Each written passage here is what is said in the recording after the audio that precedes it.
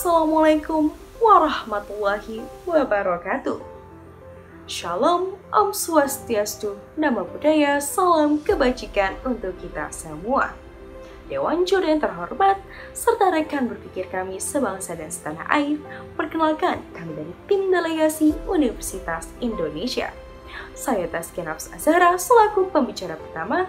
Saya Ahmad Al-Farizi, pembicara kedua dari pihak pro, akan mengoptik cakrawala berpikir kita dari ranah teoritis, yuridis, sosiologis, serta mendudukkan mekanisme.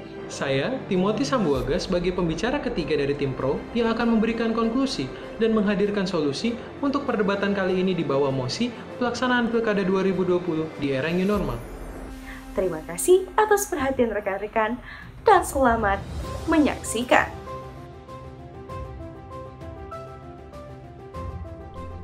Fiat Justitia Pereat Mundus, hukum harus tetap ditegakkan sekalipun besok dunia akan musnah. Rekan-rekan berpikir serta sivitas akademik yang berbahagia, perkenalkan saya Tazkia Nafs Azhara selaku pembicara pertama dari tim pro. Pada kesempatan kali ini saya akan menyampaikan definisi, landasan filosofis, status quo, serta poin-poin argumentasi dan juga solusi mengenai mosi perdebatan kita, yaitu pelaksanaan pilkada di era new normal. Untuk yang pertama kalinya, kami dari tim pro menyatakan bahwasanya kami sangat menyetujui pelaksanaan pilkada di era new normal ini. Pilkada menurut Undang-Undang Nomor 10 Tahun 2016 adalah pemilihan kepala daerah yang meliputi 3 tingkatan wilayah, yaitu wilayah kota, wilayah kabupaten, dan wilayah provinsi. Adapun landasan filosofis dari pelaksanaan pilkada ini telah tertuang kuat dalam sila keempat dan juga pasal 1 ayat 2 yang menyebut bahwasanya Indonesia adalah negara berkedaulatan rakyat. Amanat kedaulatan rakyat tersebut diwujudkan melalui pelaksanaan pemilu dan pilkada. Latar belakang dari pelaksanaan pilkada di era new normal ini adalah penundaannya. Harusnya pilkada ini dilaksanakan pada tanggal 29 September, namun pilkada diundur hingga tanggal 9 Desember. Pelaksanaan pilkada pada tanggal 9 Desember ini telah memiliki payung hukum yang cukup kuat, yaitu Undang-Undang Nomor 2 Tahun 2020. Dewan Juri yang terhormat, apabila kita melakukan penundaan pilkada dan juga memperpanjang masa jabatan pejabat yang telah ada, hal ini sejatinya telah membuat kita melanggar tritunggal tujuan hukum itu sendiri, yaitu kepastian, kesebandingan, dan kebermanfaatan hukum. Tidak jelasnya kapan pandemi ini akan berakhir dan juga tidak adanya jaminan kapan orang-orang akan sembuh setelah divaksin membuat bahwasannya penundaan pilkada ini tidak jelas hingga kapan. Padahal menurut Prof. Sodikno dalam bukunya Mengenal Hukum telah disebutkan jelas bahwasanya hukum harus memberikan kepastian. Setidaknya ada 2 urgensi dasar mengapa pelaksanaan pilkada ini harus tetap dilaksanakan pada 9 Desember mendatang, yaitu urgensi tren kasus COVID-19 sendiri dan juga urgensi legitimasi. Pada urgensi tren kasus COVID-19 sendiri, banyak sekali pihak yang menyatakan bahwasannya pelaksanaan pilkada di tengah pandemi ini telah melanggar hak asasi manusia mengenai hak mempertahankan hidup. Padahal bisa kita ketahui bahwasanya tidak ada satupun negara yang secara ideal melindungi warga negaranya dari pandemi COVID-19 ini. Dibuktikan dengan adanya angka kematian di seluruh negara di dunia tanpa terkecuali. Ditambah dengan pendapat dari seorang epidemiolog dari Griffith University of Australia, Diki Budiman, menyatakan bahwasanya tren kasus COVID-19 di Indonesia akan terus naik dan akan diperparah pada gelombang kedua. Hal ini memberikan urgensi besar bahwasanya Indonesia harus segera melaksanakan pilkada sebelum Indonesia diperparah oleh gelombang COVID-19 yang kedua. Urgensi yang kedua yaitu urgensi legitimasi. Dewan Juri yang terhormat, bayangkan apabila pilkada ini terus ditunda akan ada sekiranya 270 daerah yang dipimpin oleh PJS atau pemimpin jabatan sementara. Memang benar adanya kewenangan dari PJS ini telah memiliki payung hukum, yaitu pada Permendagri Nomor 1 Tahun 2018. Namun perlu diketahui, apabila pejabat sementara ini ingin mengambil kebijakan yang berbeda dari pejabat sebelumnya, beliau harus mengambil persetujuan kepada Permendagri lagi. Hal ini telah mendiskreditkan asas otonomi daerah dan juga asas desentralisasi yang kita anut. Oleh karena itulah, pilkada saat ini sangat dibutuhkan. Apalagi ketika krisis, kita membutuhkan sosok baru untuk menuntun kita keluar dari krisis. Terkait pelaksanaan protokol kesehatan yang dikhawatirkan, kami mengajukan beberapa solusi, yaitu pembentukan Satgas COVID-19 di setiap TPS dan juga sosialisasi kesehatan terus-menerus. Sekian dan terima kasih. Assalamualaikum warahmatullahi wabarakatuh. Salam sejahtera untuk kita semua. Dewan juri yang arif, terpelajar, lagi bijaksana, serta seluruh insan yuris yang sempat menikmati video ini. Izinkanlah saya mengawali perdebatan hari ini dari ranah akademik konseptual guna menciptakan dialektika debat yang objektif dan komprehensif. Ada beberapa alasan yang menyatakan persetujuan saya terhadap pelaksanaan pilkada di era new normal, yakni yang pertama, jika ditilik dari sisi teoritis, sejatinya pelaksanaan pilkada akan memberikan sisi kepastian hukum. Profesor Sudikno Mertokusumo sejalan dengan pandangan Lon Fuller menandaskan bahwa kepastian hukum adalah jaminan hukum dapat dilaksanakan. Jika nantinya pilkada kembali ditunda dan menunggu pandemi akan berakhir, sejatinya tidak ada ahli yang dapat menjamin kapan akan berakhir. Bahkan World Health Organization pun menandaskan bahwa hingga akhir 2021 belum ada jaminan pandemi akan melandai. Sehingga ditakutkan apabila bergantung pada hal ini akan menggantungkan dan mengorbankan kepastian hukum masyarakat yang berdampak pada potensi pencideraan hak konstitusional warga negara. Dewan juri yang terhormat, berikutnya ialah dari sisi yuridis akan berdampak pada produk hukum di bawahnya, yaitu penundaan pilkada akan menyebabkan pelaksanaan sistem PLT di 270 daerah. Bayangkan, dari sisi tataran permukaan, efek ini sejatinya akan ideal, namun marilah kita menyelami lebih dalam lagi yang berdampak domino pada dua hal, yakni yang pertama, secara legitimasi kekuasaan, atau apa yang disebut popular sovereignty, atau apa yang disebut people power, menurut John Locke dan DJ Rousseau, sistem ini tidaklah ideal, Dewan Juri yang terhormat. Karena pelahiran PLT dari sistem ini nantinya akan melahirkan pemimpin yang tidak berasal dari rakyat dan tidak hidup dari rakyat. Nantinya akan berefek pada pelaksanaan dan perumusan kebijakan yang ditakutkan tidak mendapatkan people power, yang juga tidak sesuai dengan pandangan Profesor Bagirmanan bahwa kunci dari pemerintahan adalah keterikatan antara otonomi dan kerakyatan. Berikutnya, dari sisi politik, sejatinya sistem PLT merupakan sistem yang berpotensi menciderai prinsip check and balances sebagaimana tulisan dari Lili Mulyati dalam Selayang Pandang Hukum di Indonesia, bahwa prinsip check and balances akan sangat terlihat dari sisi eksekutif. Jika nantinya sisi eksekutif diisi oleh sistem PLT yang tidak memiliki backing politik yang kuat dari partai politik, ditakutkan akan terjadi disharmonisasi antara kekuasaan eksekutif dan kekuasaan legislatif, Dewan Juri yang terhormat.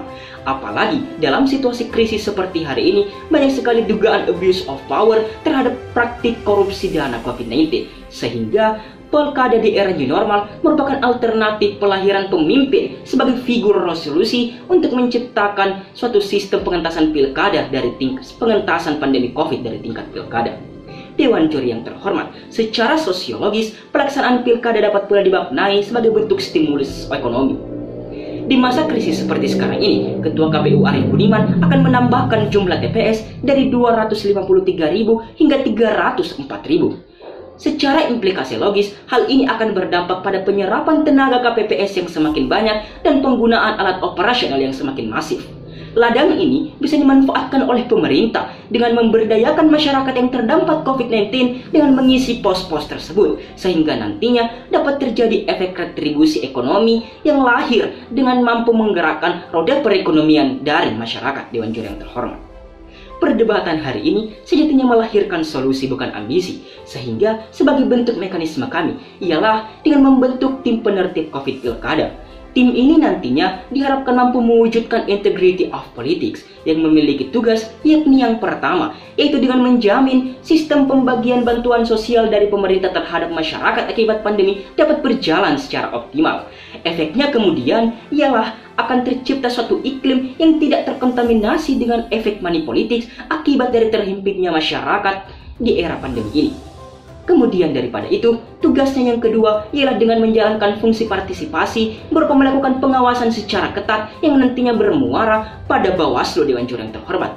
Sehingga apabila terdapat malpraktik dan penyalahgunaan atau wewenang atau sengketa dalam pilkada, sejatinya dapat diatasi dengan tim ini. Oleh karena itu, mekanisme ini akan melahirkan satu sistem pilkada yang efektif, berkualitas, serta berintegritas.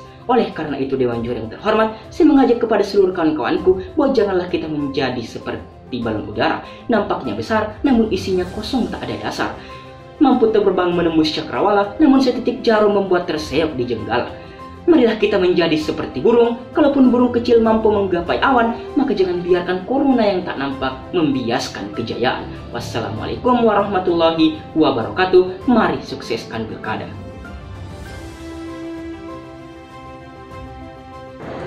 Untuk apa membenturkan Salus Populi Suprema Lex dan Vox Populi Vox Dei jika kita bisa menerapkan keduanya secara bersamaan? Assalamualaikum warahmatullahi wabarakatuh, salam sejahtera untuk kita semua. Sebagai pembicara ketiga, maka saya, Timothy Andrew Sambuaga, akan menyampaikan konklusi dan mekanisme untuk tetap melaksanakan Pilkada 2020 di era new normal. Esensi dari demokrasi dan kerakyatan yang ada dalam Pancasila sebagai stat fundamental norm sejatinya terletak pada masyarakat daerah dan pelaksanaan pemerintahan daerah. Hal ini terbukti dari dibentuknya suatu sistem otonomi daerah yang demokratis dan desentralistik. Pelaksanaan otonomi daerah ini didukung dengan hadirnya suatu sistem pemilihan umum untuk memilih gubernur, bupati, atau wali kota di daerahnya masing-masing yang jika dimaknai lebih dalam merupakan implementasi dari konsep kedaulatan rakyat yang tercantum dalam pasal 1 ayat 2 Undang-Undang Dasar 1945. Pembicara pertama dari kubu pemerintah telah mengungkapkan setidak-tidaknya terdapat dua urgensi mengapa pilkada serentak itu harus dilaksanakan di era new normal. Pertama, ialah ketidakpastian. Ketidakpastian tentang sampai kapan pandemi ini akan berakhir dan tentang seberapa efektifkah vaksin tersebut untuk mencegah dan memulihkan COVID-19. Seperti diungkapkan epidemiolog Griffith University Diki Budiman, tren penyebaran COVID-19 di Indonesia bahkan belum mencapai puncaknya. Selain itu, Kepala Ilmuwan WHO Dr. Surya Swaminathan pada 14 Oktober lalu menyampaikan bahwa setelah mendapatkan vaksin, tidak serta-merta COVID-19 itu akan berakhir. Kedua, dari sudut ketatanegaraan dan administrasi pemerintahan, penundaan kembali pilkada ini akan berimplikasi pada proses penyelenggaraan pemerintah pusat dan pemerintah daerah yang akan berdampak langsung bagi masyarakat. Berangkat dari urgensi tersebut, maka kami merumuskan setidak-tidaknya 3 argumentasi yang mendasari posisi kami untuk tetap melaksanakan pilkada di era new normal. Ditinjau dari sisi kepastian hukum, pembicara kedua dari tim pemerintah telah menjelaskan bagaimana sejatinya penundaan pilkada ini di tengah ketidakpastian tentang kapan pandemi ini akan berlalu akan menghadirkan suatu ketidakpastian hukum dalam pemenuhan hak konstitusional masyarakat, Dewan Juri sekalian. Kemudian, kekosongan jabatan kepala daerah haruslah diisi dengan menetapkan suatu sistem pejabat sementara di 270 daerah. Sistem pejabat sementara yang berkuasa hingga waktu yang entah kapan dan tak dapat dipastikan akan menciderai makna filosofis dari demokrasi, yakni bahwa pemimpin harus lahir dari rakyat, oleh rakyat, dan untuk rakyat. Pembicara kedua juga telah secara lugas menjelaskan kemungkinan konflik dan delegitimasi baik antar lembaga pemerintahan maupun antara pemerintah dan masyarakat. Yang terakhir, pelaksanaan Pilkada 2020 ini akan menggerakkan roda perekonomian Indonesia, Dewan Juri yang terhormat. Mengingat kebutuhan akan sumber daya manusia dan fasilitas yang akan digunakan, misalnya saja, hingga Juni 2020, jumlah TPS bertambah dari angka 253.929 TPS ke angka 304.927 TPS. Tentu saja, Pilkada 2020 ini dapat membuka lapangan baru untuk pemberdayaan masyarakat nantinya. Maka dari itu, alih-alih kita terus membenturkan antara hak untuk mempertahankan hidup dan hak konstitusional, kami menghadirkan 3 buah mekanisme yang menghadirkan kedua hak tersebut tanpa mengabaikan salah satunya. Yang pertama, ialah memberlakukan beberapa penyesuaian, yakni dengan menerapkan protokol kesehatan baik preventif maupun represif secara terstruktur melalui 3T, yakni tracing, testing, dan treatment. Dengan konsisten secara bersamaan, pemerintah harus melaksanakan pemetaan kasus COVID-19 dan tes secara masif untuk kemudian melacak pergerakan orang yang mengidap dan yang berkontak erat, serta melakukan isolasi dan perawatan yang maksimal terhadap orang yang berkontak erat dan yang positif. Yang kedua ialah membentuk satu tim pengawas kualitas pilkada di tingkat RT atau RW untuk mewujudkan integritas politik yang memiliki tugas menjamin penyaluran bantuan sosial dari pemerintah dan melakukan pengawasan serta pelaporan terhadap segala bentuk pelanggaran yang akan bermuara di Bawaslu.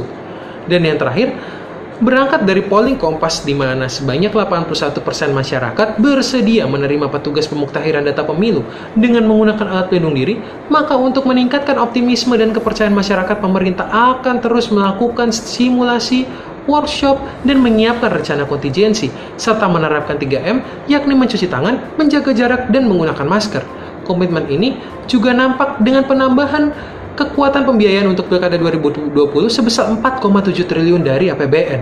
Oleh karena itu, dengan bersatu padu, kita bisa menyukseskan Pilkada 2020 ini. Dengan menerapkan protokol kesehatan, maka niscaya Pilkada 2020 di era new normal dapat berjalan dengan aman, efektif, dan berkualitas. Terima kasih.